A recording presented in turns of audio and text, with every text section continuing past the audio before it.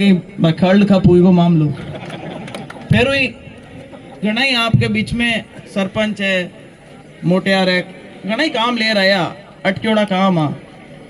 एक मैं उदाहरण देनी चाहूँ कि भाई गाँव में जको विकास कार्य हुए, एमएलए एमपी का चुनाव आपके हिसाब गांव की दृष्टियों आप देखा जाना इतना महत्वपूर्ण को नहीं होया करे। गांव की दृष्टियों किसा है?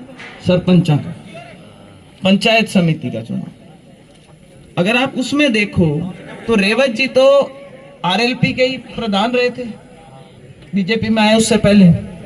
पूरी पंचायत समिति का पेमेंट रुकवा रखा था। और जब पूरी पंचायत समिति के सारे सरपंच मेरे पास में जयपुर आए और उन्होंने बताया कि हमारा पेमेंट भाई पिछले 2.5-3 साल से पेमेंट रुका हुआ है, तो गांव के अंदर विकास कार्य करवा कैसे सकते थे?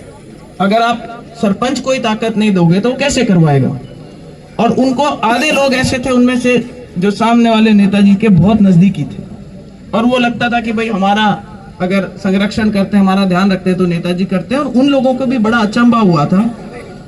उस दिन अमित शाह जी आए थे जयपुर और मंत्री जी से हमें मिलना था, किरोड़ी लाल जी से, और किरोड़ी लाल जी का समय हमें रात को 10:30 बजे मिला और बारिश भी हो रही थी। हम सारे के सारे किरोड़ी जी के घर पे पहुंचे, रेवत जी भी साथ ही थे, जगदीश जी भी थे। हम सारे वहां जब सरपंचों के साथ पहुंचे तो उन्होंने एक बड़ी मजेदार बात बताई। बोले भाई आपकी तो पेमेंट जारी होने की जो डेट थी, पहले मिले थे, उन्होंने कहा मैं फोन पे काम कर दूंगा। हमने कहा ठीक है साहब, 12 तारीख को इनका पेमेंट के लिए गेटवे खुल गया।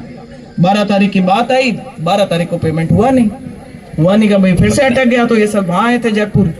जब हम मंत्री जी के पास पहुंचे तो मंत्री जी ने अपने मुंह से एक चीज बताई कि बोले भाई आपके नेताजी ने शिकायत करी है कि इस पंचायत समिति में 100 करोड़ का गबन है और इसकी एक बार फिर जांच कराई जाए। 8 बार जांच कराई थी जिस पंचायत समिति की, उसकी 9वीं बार जांच कराने के आदेश अगर दिए तो कोई ऐसे नेता ने दिए जिसको हम अपना मानते थे। कई लोगों का मन खट्टा हुआ था उस दिन।